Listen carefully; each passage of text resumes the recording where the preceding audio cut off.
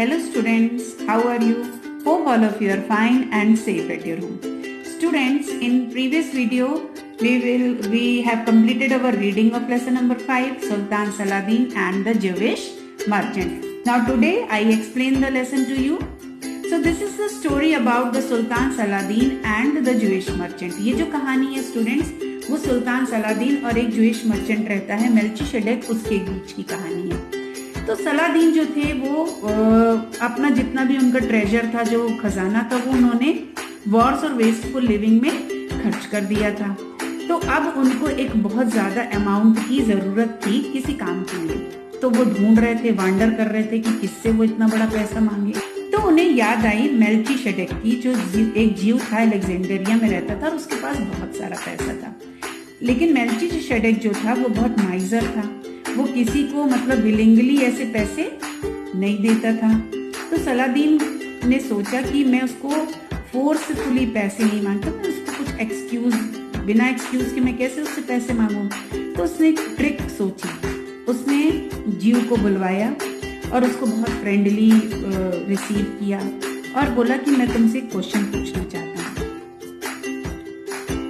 और कहता है कि मेरे दोस्त, मैंने सुना है कि बहुत सारे लोगों से सुना है कि तुम बहुत समझदार हो और तुम्हारा बहुत फेथ है भगवान के ऊपर, तुम भगवान के ऊपर बहुत विश्वास रखते हो। तो मुझे एक बात बताओ कि जो इन 3 रिलीजन में से सबसे सच्चा रिलीजन कौन सा है? जुडाइशियम, इस्लाम और क्रिश्चियनिटी में से।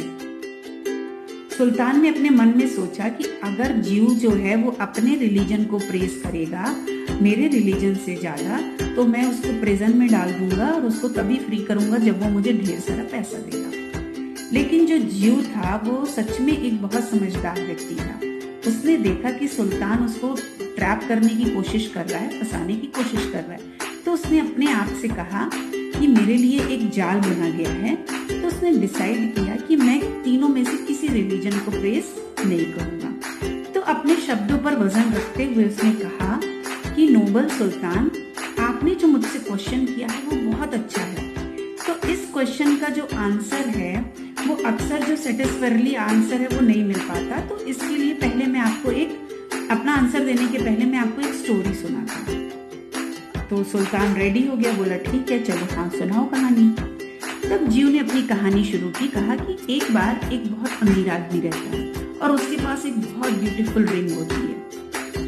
तो वो इतना उस रिंग से इतना फॉन्ड होता है कि वो विश करता है कि इसे एक ऑनर बना दिया जाए, कि जब मैं मरूंगा, जब मेरे अपने मरने से पहले वो रिंग जो है वो अपने जो सबसे ज्यादा वर्दिएस्ट सन होगा उसको देकर जाएगा। और जिस सन को वो अंगूठी मिलेगी वही इनहेरिट करेगा अपने पिताजी की वेल्थ को और वही होगा हेड ऑफ द फैमिली।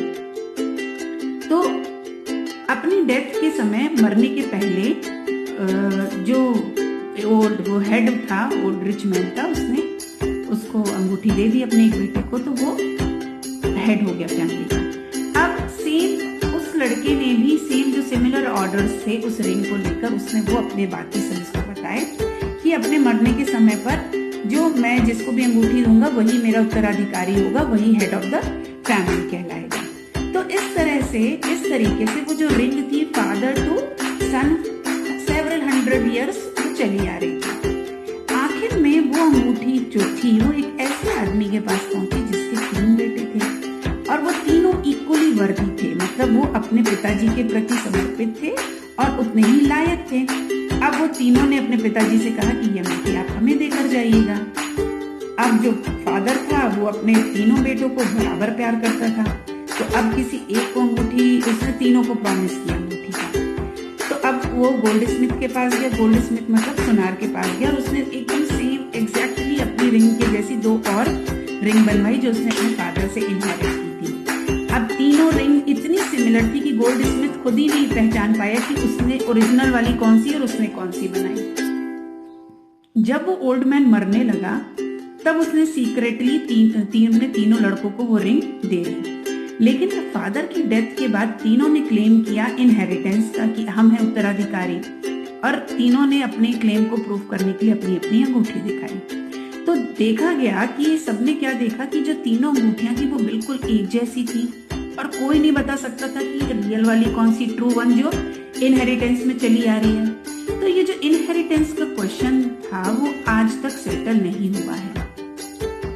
फिर जीव ने सुल्तान से कहा कि सुल्तान, ये जो तीनों रिलीजन है वो भगवान के द्वारा, भगवान फादर कहलाए, और उन्होंने 3 लोगों को ये अंगूठियां दी। जिस तरह से ये रिलीजन जो है गॉड ने बांटे हैं, और जो फॉलोअर्स होते हैं हर एक रिलीजन के, वो सोचते हैं कि जो हमारा रिलीजन है वही सही है और बाकी जो रिलीजन है वो गलत है, फॉल्सहुड है। तो इस तरह की जो लड़ाई है वो एक क्वेश्चन है जिसका लोग यूज वायलेंस के रूप में करते हैं। लेकिन ये वैसा ही एक क्वेश्चन है, इतना ही डिफिकल्ट है, जो आज तक सेटल नहीं हुआ जैसा कि उस रियल रिंग का था। सलादीन ने सोचा, देखा कि जीव जो है वो वाकई में बहुत क्लेवर है, लेकिन जो सलादीन था वो बहुत लार्ज हार्ट रेट था। तो उसने अप्रिशिएट किया जीव के विजडम और इंटेलिजेंस को, और उसने सारी ट्रिक्स को छोड़कर अपनी जरूरत के बारे में जीव को बताया। और जीव भी बड़ी खुशी खुशी सलादीन की मदद करने के लिए तैयार हो गया, और उसने सलादीन को जितने पैसे चाहिए थे उतने पैसे दे दिए, और बाद में सलादीन ने सारे पैसे उसे वापस भी कर दिए। तो अपने एंड, जो डेज के एंड थे, खत्म अंत तक के समय में दोनों ने, सलादीन ने और जीव ने, एक दूसरे की फ्रेंडशिप को निभाया और एंजॉय किया। So students, this is the story of Sultan Saladin and the Jewish merchant. So you have to read this chapter once again and try to understand it.